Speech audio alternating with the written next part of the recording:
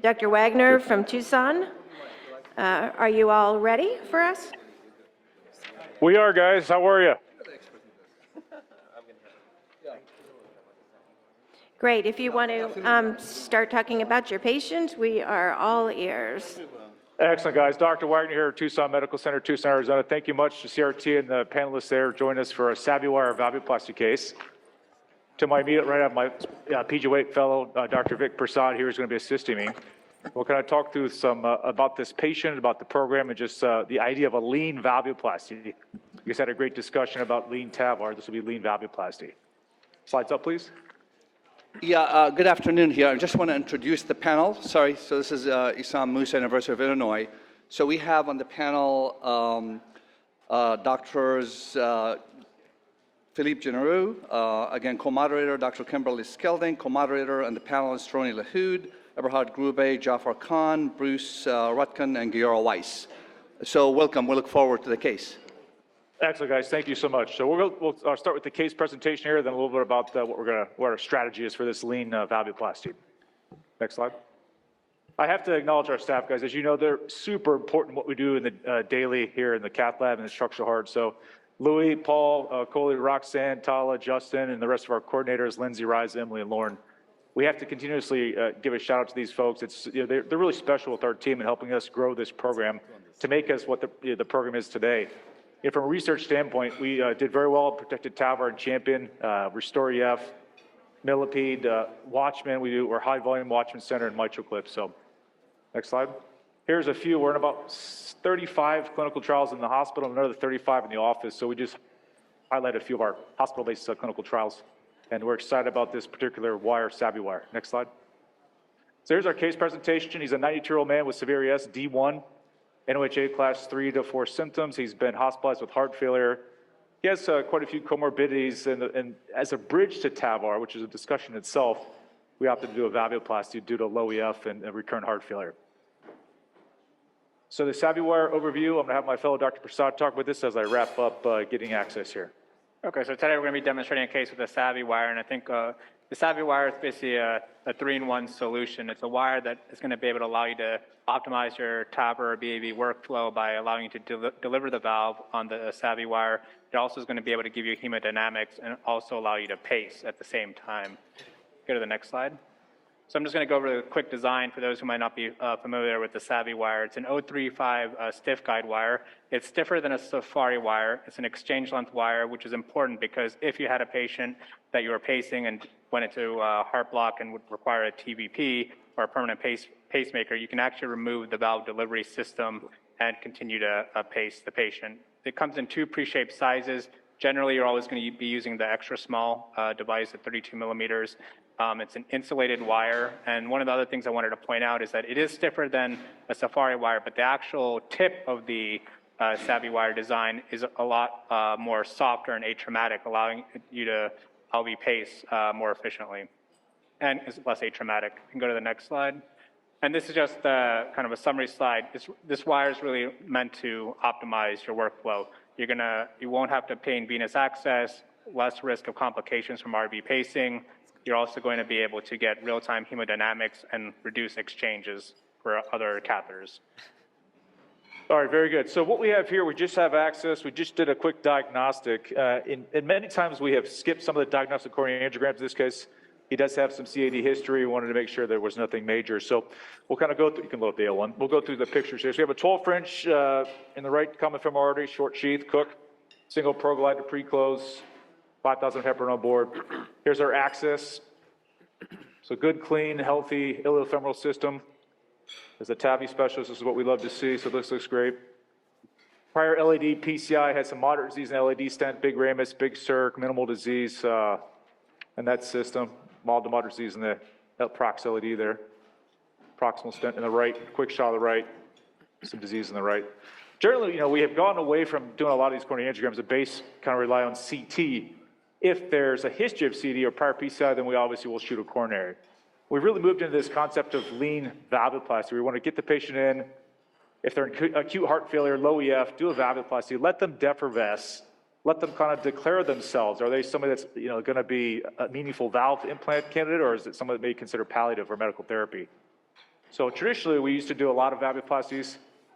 Then we moved to this, urgent TAVR, mobilizing the structural heart team, and now we've kind of shifted back to this lean TAVR concept, standalone valvuloplasty as a bridge to therapy with SavvyWire. You can put a short sheath in, no venous access, no TVP, do quick coronaries, get hemos, and do a valvuloplasty all within about 30, 35 minutes. And it really helps us kind of define the patient in terms of the workup. Do we want to do an urgent TAVR, or maybe let this patient recover acutely, and then do a TAVI?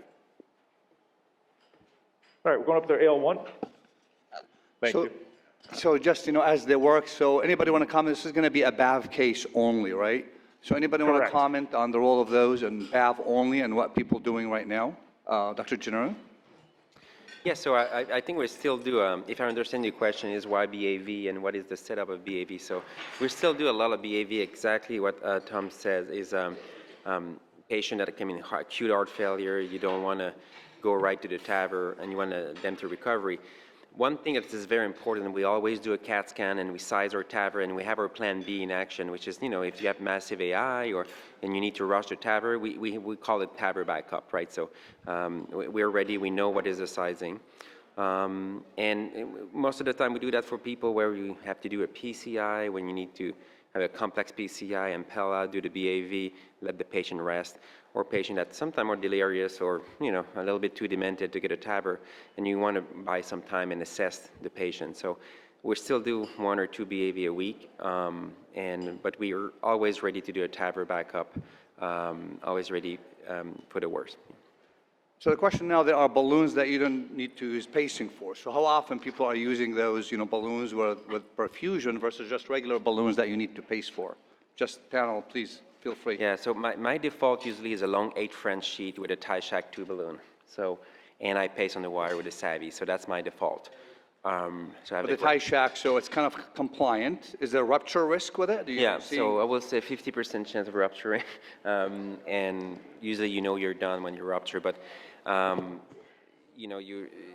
think the profile is great, so that's otherwise you need to go with 12 French or 10 French, so it's a little annoying. That is the nice thing about the tie shacks. You can get away with an 8 or 9 French sheath. We're using, we have Z-Meds as our kind of semi-compliant balloon, and then our True Dilts as our very non-compliant balloons. So you're using a Z-Med 2 balloon? Z-Med 2 is our semi-compliant balloon that we use, and then our most compliant balloon, or non-compliant balloon rather, is our True Dilt. Okay. Our go-to We is use TrueFlow. If they have, see this guy had a left main here, I'm like, wow, I don't want to tackle this right now. I would do a TrueFlow balloon and do just controlled pacing, like Exactly, 110, 120. Do the valvuloplasty, and then put a wire across and probably put an Impella up and do the rota with the Impella assisted after the BAV. Yeah. No, actually for use of this wire, right, and obviously this patient have a pacemaker, right, which is obviously could be maybe a good sort of patient population to begin with. You don't have to worry about needing a pacemaker. Exactly. He already has an existing, 6 centimeters, he has a current pacemaker being had for 10 years. That's another reason not to instrument, right chair. Sorry, we could not understand that. So whoever was talking, please a little bit slower and closer to the microphone. Can you hear me okay? Yep. Now, yes, we do. Yeah, so exactly. This gentleman has a permanent pacemaker, as I think Dr. Moose was alluding to. It's nice to not have to instrument the right side if you don't need to, using this kind of lean TAVR valvuloplasty technique. Another right, role so if you for zoom in here- BAV, is patients who you don't really know where the symptoms are coming from, might be multifactorial, and to determine whether or not replacing the valve will actually help them. So lung disease, severe COPD, right, those sort of mixed conditions.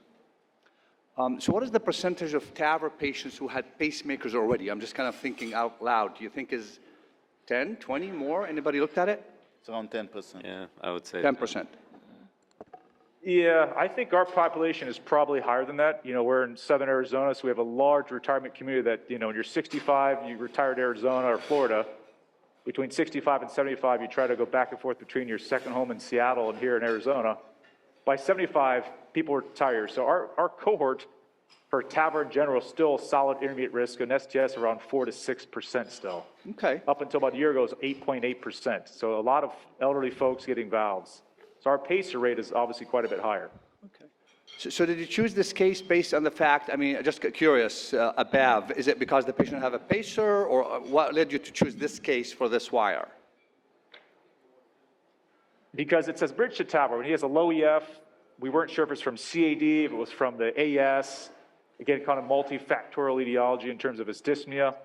And we wanted to kind of do this as a bridge to TAVR to see if he's someone he's 90, 91 years old. Is he a candidate that is a viable valve candidate long-term? So I think I will say additionally, we have become more selective in doing TAVI and our TAVI candidates. Someone who's, in the hospital, acute heart failure, will do a BAV as a bridge to see, again, are they going to declare themselves? Are they going to go onto medical therapy and not really be a good valve candidate?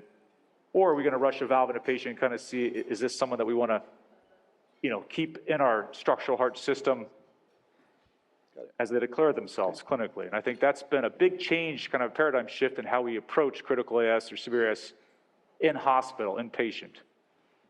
So let's talk about the wire technology. so So look obviously here. with this wire, you want to make sure you're on the apex always, right? You don't want to sort of compromise and have it elsewhere because of the pacing. Is that correct for those who Yeah, use so I it? think the key Exactly. is it's very similar to a safari, right? So you want to make sure you take advantage of the pigtail, right? So you want to make sure you're in the apex.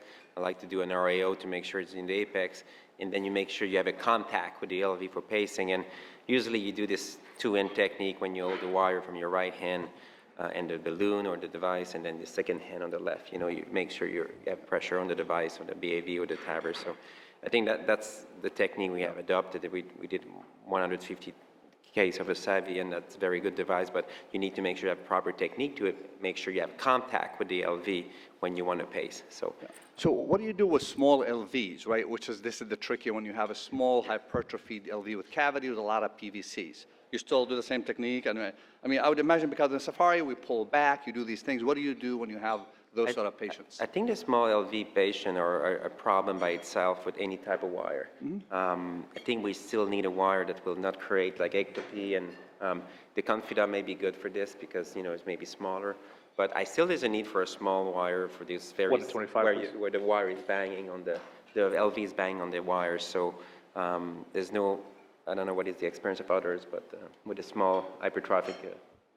So anybody here use the wire, a small LV, and if there's any need, you think for a smaller loop, or you think it's manageable? Most of the time it's manageable, yeah. But I do think you bring up an important topic in that we probably do need some smaller pigtails. They don't make that tight angle radius pigtail anymore, and smaller wires particularly for older women who have small ventricles. At some point, I think, again, obviously with a more use in smaller LV, one need to understand whether this is manageable or you need a smaller loop maybe, like, Safari and other wires have a small loop and large loop and all that. Yeah, I think the wire comes in two different sizes for the loops. Question I had for folks that use it a lot, like Philippe, do you do a test run before you use it, right before? Yeah, so 95% I use the extra small, and I always try to pace, I insert the device, and I test the threshold before inserting the device. And, most of the time the threshold is around 5 or 3 or 4, something like that, which is great. You crank it up at 25 and you're fine. And then when you put the device in, usually the threshold are lower because the insulation of the device. So, but I don't retest after. I just do it once. Some people don't test, okay? So it's fine. But I'm a nervous person by definition. So we're going to go back to the operator. Now, a question about hemodynamics, right? So for BAV, I guess this is a good sort of use case, right? We're measuring the gradient before and after without the need for any catheter. Tom, I had a question Exactly, for Dr. you. Bush. So as you guys are chatting away, we're just zeroing our SavvyWire here. So out at the end of the pigtail, you expose the wire tip a few millimeters. We do our zero, and we're happy with that. Could you show us the setup? pigtail. Could you show us the setup at the femoral sheet just for people to see the clamp and how it looks Exactly. outside? So you can zoom in here. So we have a short 12-cook sheath here. 1 second. We have our pigtail with our SavvyWire inside the pigtail. If you look on the screen, we just exposed our SavvyWire tip, zeroed it for our pressure gradient system, and now we're backing out the pigtail, and we'll take our balloon on the SavvyWire. Let's back out the pigtail. Good. So here's the wire here. It's an orange wire. Very easy to kind of differentiate it from another wire. Pigtails coming off. We just did our 0. And now we're going to go with the BAV. Could you comment It's on the pretty simple to pacing? use, Dr. Could you Musa. comment on the pacing thresholds compared to RV pacing in terms of, milliamps and all that? Exactly. We're going to show you right now, actually. We're going to demonstrate our testing of our thresholds. So in the REO view, as Dr. Genero alluded to, making sure our wire's here at the apex, which I'm pretty happy with. We don't have a lot of ectopy, which is good. So we're having contact in the apex, but not a lot of ventricular ectopy. We're going to start at 120 on our pacing rate with 15 milliamps with the balloon outside the body. Philippe, what do you generally check your thresholds? I'm curious what the numbers you use on your settings. Yeah, so usually I start at this point without the balloon or without TAVR, and I usually start at 10, okay? So we start at 10, and sensitivity at 3, and I go at 140, 150, a little bit, or sometimes just a little bit higher than the heart rate. Good, walk it down, go to 10 milliamps. And then Yeah, we start at 15 at 120. We're walking it down now. Really good capture so far. Yeah, the wire. How far down do you go in terms of threshold, right? With RV, we go like to 1, kind of, or 0.5 to secure. So here, how far down do you go? Until you lose it. So So if you lose it at 10, would that be okay with you? no. So I want around 5. So. to But be then quite you honest. just max up the juice to takes a while. maximum when you pace it. Yeah, 25, exactly. So, 10 is a little high for me, so I want to make sure in the apex. Usually, again, our experience is usually around 5, So there's not a lot of variability between patients in terms of the threshold of capture. Not in my experience, but. No. Yeah. Okay. I agree. I don't think there is either. So we got down to 5 with our pacing thresholds at 120. I'm pretty happy with where we're at so far. So guys, let's go pressure on this P2. So Dr. Musa, we're going to take the balloon in here and get set up for a valvuloplasty. So again, it's on the orange wire. This is the SavvyWire. It's nice and easy to differentiate. We have our grounding. So one more setup here, if you want to zoom here on the camera, if you can see, this is where we ground and how we ground it to the patient. We take a 20 gauge needle or a 22 gauge needle through the skin and use this, clamp it to it. So here's the clamp right here. So this is our grounding for the patient. We simply go through and through on the skin and clamp this off here so our positive ground is attached to the body of the patient. Our negative is on the back of the wire. If you want to zoom on the back of the wire. You can point to that, Andreas. So further down. So there's the negative on the tip of the wire. Yep. So positive is in the groin with the 20 gauge needle. The negative is on the back of the wire. All set, guys? Pin the wire. Here we go. Yep. So what is the size of the balloon compared to the sort of annulus here? What do you go? So we have an 18 balloon for like a 19.5 annulus. Generally size it to the minor axis on the CT. Okay. We don't have the luxury of having the CT up, so we use the baseline thoracic echo was about 19.5 at the minor axis of the LVOT. So here we go, going with the balloon.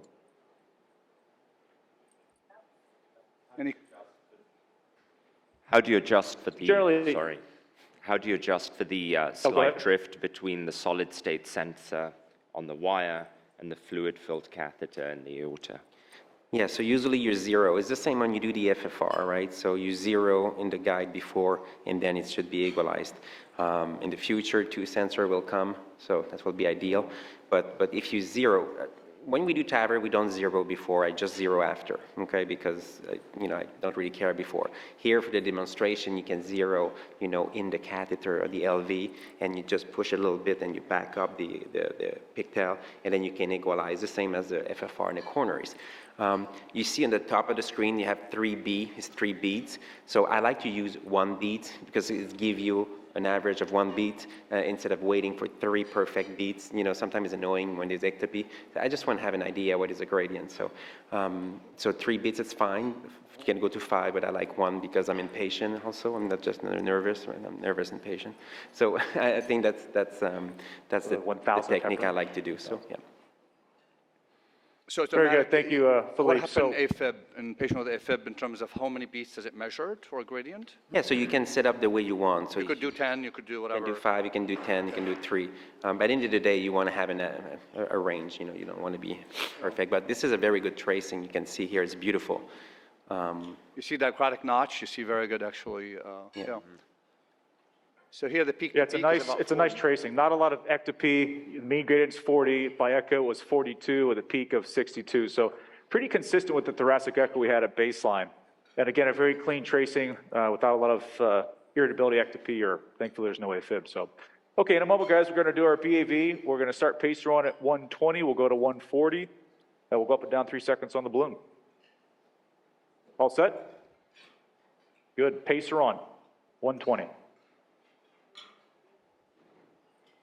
Go to 180. So nice capture there. PVC. 220. Still having higher pressure, right? It's There we really go. interesting.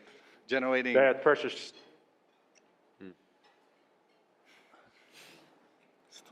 Still going. So it's surprising that sort of he kept his pressure up, okay. he did. I'll go up slow here. Here it is here. Wow, very tight. Tight valve. Yeah, it was. Even at 220. Good. Pacer off. There, it dropped at the end. Okay, let him recover. Nice waveform recovery. That looks good. And what's great about this, we can literally check the pressures here immediately, see what sort of impact we had with the valvuloplasty.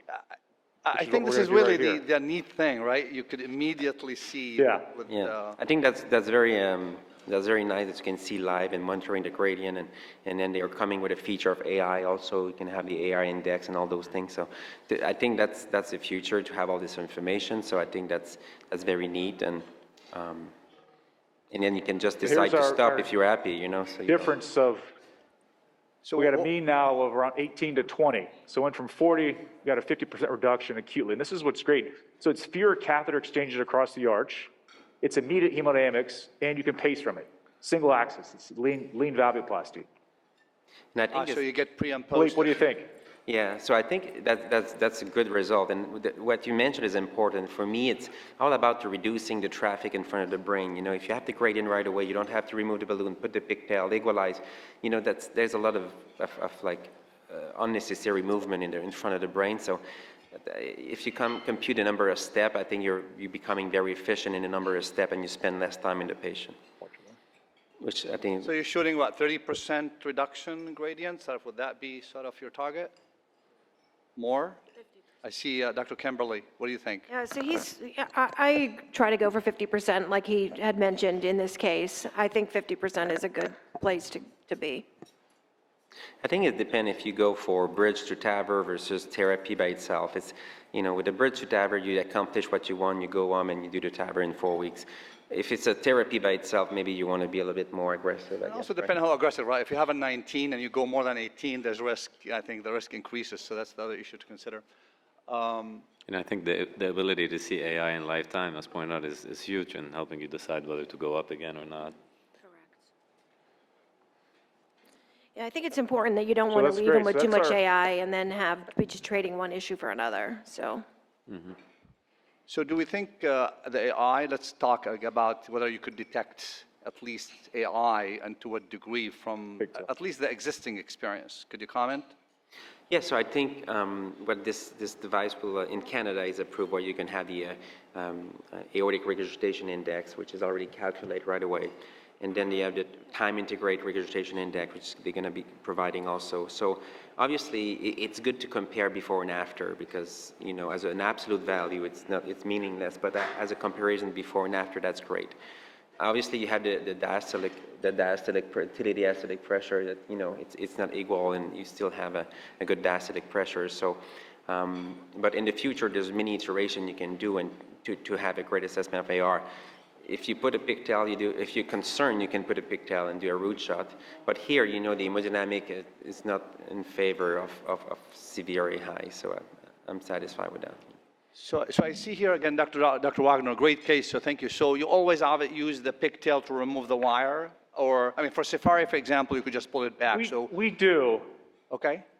Is that Yeah, standard, I'd is love that to the get Philippe's recommended? take on it, but we generally do. Anytime there's a stiff wire in the LV, we always use a pigtail to remove it. You know, I've had a situation where I had a, you know, lacerated papillary cord, and had to do an emergent clip because of that. So for our practice, we always take a pigtail. It takes an extra 30 seconds to bring the wire out. Absolutely, yeah. So you do it both with TAVR or BAV? You do the same, you go with the pigtail back? I do, Okay. correct. Questions, comments from panel? You know, I think, so the question really here again, right, at the end, where do you use it, right? You know, when you decide to use it, which cases, everybody, somebody, I mean, any, so Philippe, I know you've been using it. May I ask a question, Philippe and the other experienced operator? Are you ready for a single access TAVR? Yeah, so I think that's the goal, that's the concept, you know, and this is where we're going. I think to improve the efficacy and safety of the TAVR, you don't have venous stick, that's huge. You know, when I start to do this, I start to LV pace, I've totally dropped the venous stick. You gain a couple of minutes, and it's safer. Not a lot of patients will need a pacemaker, so you can select them. And at the end of the day, I think you can easily have a single, really a single access TAVR in the groin, especially if you use a radial. So I think that's really a big plus, and less is more, I think, in those patients at this age. And so I think that's where we're going. So I want to go back to Dr. Waggoner. I see they're done. Dr. Waggoner, any comment about, again, how we use the wire currently? What's your thoughts about its place in the future? Do you hear us? Absolutely. You know, it's a nice demonstration here, you know, 50% reduction of the valve gradient today, so I'm very happy with it. And I would say it's really, I think it's kind of opening up a new area of lean TAVI and lean BAV where we can try to minimize the steps. I think Philippe nailed this. The more times you cross the arch, there's always a risk of scraping and having embolizations. So I think this is a nice step in the right direction of minimizing our catheters and wire exchanges even further. So we're a big proponent of it with BAVs. So I'm looking at Dr. Cohen here, David Cohen. So it comes to me the cost effectiveness thing, right? So it's not me, it's him. You want to comment, David? So what's your thoughts about how, I mean, this is a great technology, right? I mean, this question going to come up. Thoughts? Well, first of all, I mean, these are the first cases I've seen with this wire, you know, and I saw that the Washington Hospital Center group did a TAVR with it earlier today in this BAV, and it's very impressive technology, I will say, say that. And I do like, the immediacy of the hemodynamics, although I'm not quite as impatient as Philippe, where I can tolerate 3 beats, I think, to wait for the hemodynamics. I don't know what what the cost effectiveness is. It's because I don't think we don't have great data to compare it. I think that will be coming, I hope. And this, the savings will be the pacemaker lead, the extra, venous catheters, potentially some complications, and time during the procedure. Time during the procedure is probably the most expensive thing we have because it's in a hybrid room very often. It's not a cheap place to staff. And so I think it could be, again, this is not, it's not a free wire, but it does, pull a lot of pieces back. And I think that's fascinating. I don't know if this was discussed before, but I'd like to hear from the folks who have experience with this. What do you do, when the patient develops a left bundle or complete heart block at the end, during the procedure, sort of what maneuvers, and, sort of what's your thought process at that stage when you don't have a right heart cath, you don't have a temporary wire in the RV? So we're going to just pose the question to Dr. Waggoner, right? So the question, Dr. Waggoner, if you've heard, what do you do if the patient develops third-degree heart block, or 2-to-1, something you're concerned about in terms of transitioning, to a temporary pacer? Sure. Generally, we'll just do an IJ, TVP. It takes a few minutes to put in right here live under X-ray. So if we see a new left bundle or intermittent complete heart block, obviously it's a patient that's high risk, then we're going to put a temporary wire in. I'd love to hear Philippe's. So he's got a little bit different strategy, but that's been our strategy. Okay. So I think, again, we did maybe 150 of those so far, and there's a way to predict who's going to need a pacemaker. Obviously, if you have a large right bundle, like 160, we put a neckline, okay? So we get ready to get the transient AV block. If you have a large left bundle, 150 and above, we put a neckline. We still use the wire because we like the characteristic and the pacing from the wire, and we like the gradient. But those specific indication, we already put a neckline, so we're ready. It happened maybe 2 or 3 times out of the blue, narrow QRS, normal PR. So most of the time, sometimes the slow AFib, you know, the 6 sinus patient, where you have complete AV block. Well, there's no panic here. You just put the clamp in, you pace at 60, make sure that, you know, you apply pressure on the wire, and you prep your neckline. So, or you can go venous from the femoral. So, but it's very rare. I mean, this is usually transient, but you need to be ready to observe the EKG and to just put the clamp back at 60 heart rate with the pacemaker, and it's working. So it's not a big deal, but you need to be in this state of mind, which LV pacing is a new procedure. It's different, okay? It's not like you zone out after the TAVR and you clap. You need to pay attention, and you need to be one with the wire. So. Philippe, would you not use it in a patient keep with a in mind, pre-existing too, right bundle?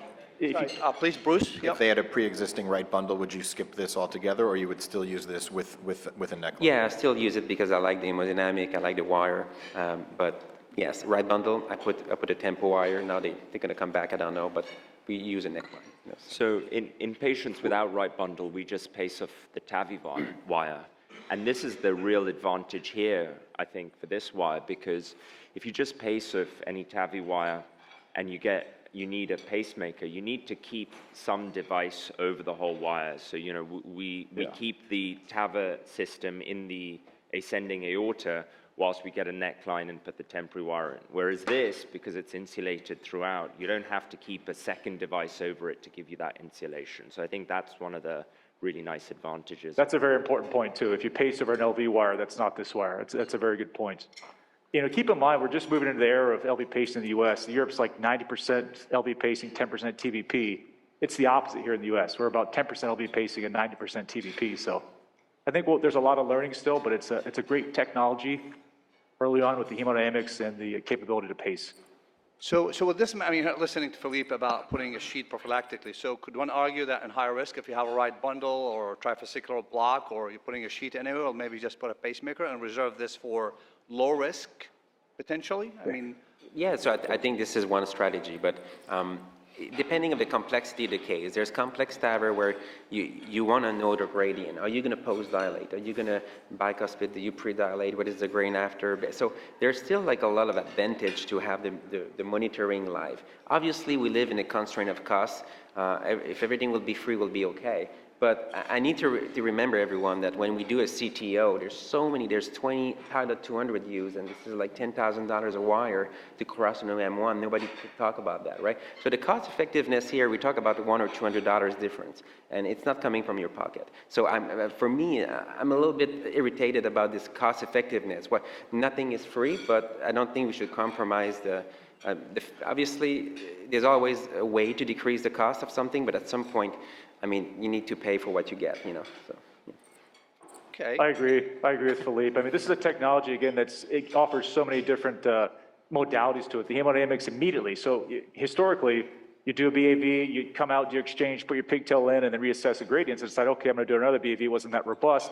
You're again crossing the arch 3 times. So I think the immediateness of having hemodynamics real time is one of the most important features for us. So I think, we still have time to discuss. So obviously, I think the technology platform, there's no question, right? It adds value. I mean, we could discuss it. The question is going back to the cost. So as you know, hospitals now have cost transparency. A lot of hospitals are asking operators to compare their costs. So out of the panel and anybody in the audience, so for this technology, just roughly, I mean, how much would be okay, you think? Right? If our people are willing that granular, if not, it's okay. But this is the question going to come up, really. Every time we bring something, they're going to say, okay, this adds value. I mean, obviously, if you have a stent or a heart valve, you go back to your studies and $20,000 a year. This is not the issue here. So really, the question, when we get into this, which everybody will at some point, what would be reasonable? What would be, other than the argument that this adds value, we're okay, is X number of dollars reasonable? David, you want to take that, or? I don't even know, what does it cost? What does this cost? Yeah, I don't even know what it costs. Anybody knows? Somebody's got to tell us what it costs. Yes. Sorry? Yeah, but I'm not going to preempt Cohen. Go ahead, David. Well, my recollection is when we talked to him, it was a nice chunk of change. But I was going to back up to the hemodynamics for a minute. So, if you're old like me, You remember having drilled into you that transducer tip catheters were much more accurate than fluid-filled catheters, and you didn't get the same readings. So now we're making judgments based on gradients in which one measurement is done with a fluid-filled catheter and the other is done with a transducer-tipped catheter. So I don't know. Does anybody have any qualms about that? So in a sense, the question is, are we confident that the hemodynamics with the wire are similar to fluid-filled platforms? Yeah, well, remember, we're using two different kinds of systems, one of which is much less subject to artifact and is supposed to give you a much more precise but different pressure reading than a fluid-filled catheter will. So the question here really goes back to validation studies. I mean, I don't know. Is there anybody knows what sort of validation studies with the platform? So we saw Tom earlier at the beginning of the case adjusting the pressures. You know, you didn't comment on that, Tom, but do you want to just explain when you first got those two LV pressures, the fluid filled and the solid state, how you matched the two up so you could get a reliable gradient? Exactly, yeah. It's just flushing the cath and zeroing like you do in your standard transducer. And to the question about the validity of it, we were concerned as well, and we started this a couple months ago.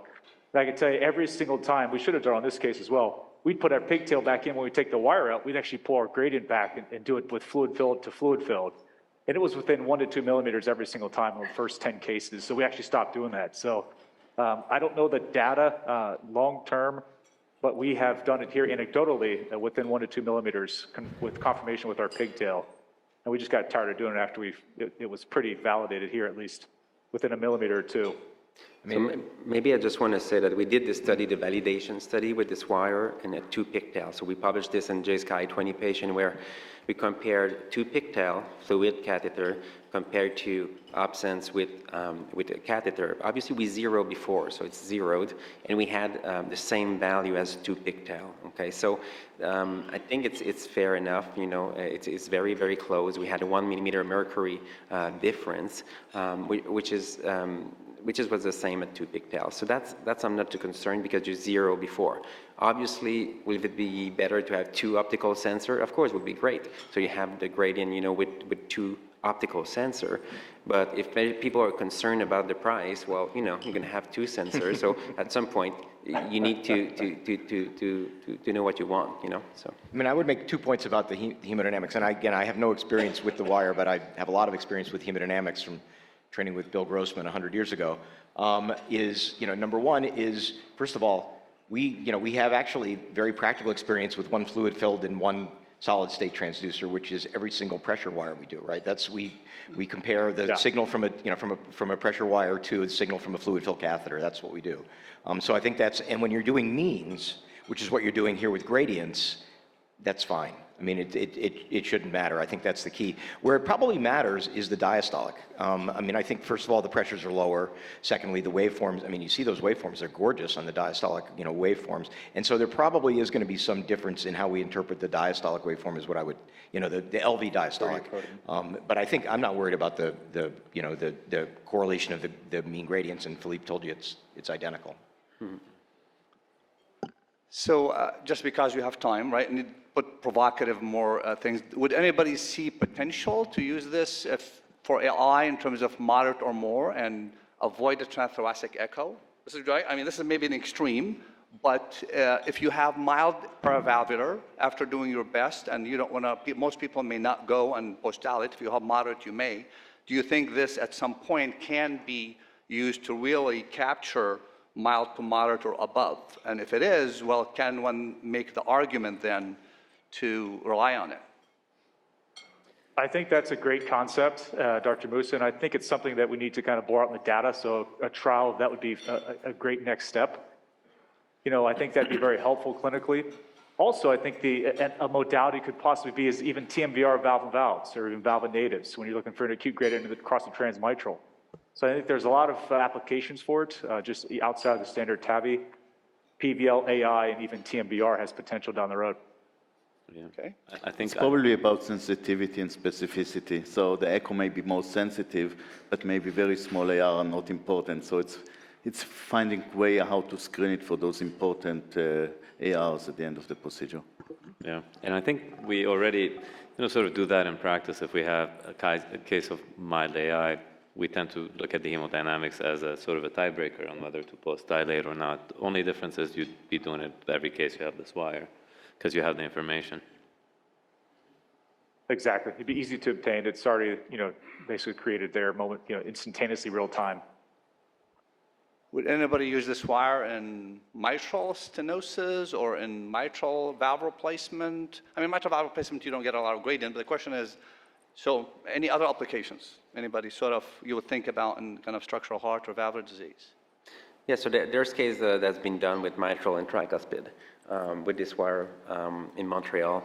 I think we enter a phase where I believe we need dedicated wire for the mitral. We're using those wires that are not dedicated. The curve is different. Sometimes we have perforation. So I think we need a dedicated, maybe a pre-shaped wire for the mitral that will be more appropriate. So I think they're working on this. Yeah. And then, yes, you can have the pressure for sure, but I think you need to have a software that will also present you the different pressure and so. With the LA, LV, yeah. Yeah, so it is in the mix, obviously, and that's the direction that people will go. And once you have a regurgitation assessment, I think that will be very provocative, and this is where we can maybe shy away from the TE and, so. We still have a few minutes. Anybody have any comments, questions, things to raise? I think it's a new promising technology, and the question, what is the uptake? And so, Dr. Waggoner, how are you going to use this technology in your lab? I mean, how often are you using it? Every case, selective? How do you decide? We're just getting started the last few months, and I think, doing these valvuloplasties as a bridge to TAVR is a great first stepping stone for anybody who's interested in it, and then moving on to TAVI. I think it's got a tremendous application in that space. Again, for the acute hemos, lack of, doing a pacing wire. We are starting predominantly with our valvuloplasties and then transitioning back to TAVR.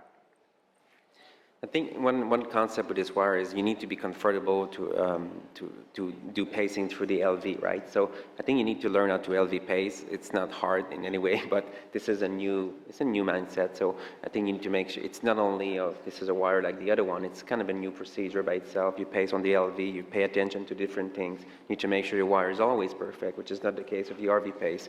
You have much more control, but you need to be perfect. So I think as you learn this device, you need to make sure that you implement the LV pacing appropriately so you can have the full benefit of this wire, which is probably less bleeding issue with the RV pacing and tamponade, et cetera, et cetera. So, but it's a learning curve, and you need to execute the LV So you pacing. need to make it sort of second nature, right? And that means you need to use it frequently enough, and it just becomes a second nature how to manipulate. And it takes 10 cases between you start to get your rhythm. Yeah, I agree. It takes about 10 cases before you kind of understand keeping good wire contact. When you're pulling the system back with the balloon back, you don't want to pull the wire back as well. So doing that, one-hand technique, one operator technique where you're holding the wire in your right hand and the catheter and controlling the balloon with your left hand. I think that's an important tip and trick. So, okay. Well, listen, guys. Yeah, go ahead, please. So thank you very much for the case. Was really conducted very nicely, very educational. We appreciate, again, you transmitting the case and sharing your experience with us. Thank you so much, Dr. Musa, Dr. General, those on the panel. Thank you guys from Tucson. Appreciate it. Thank you.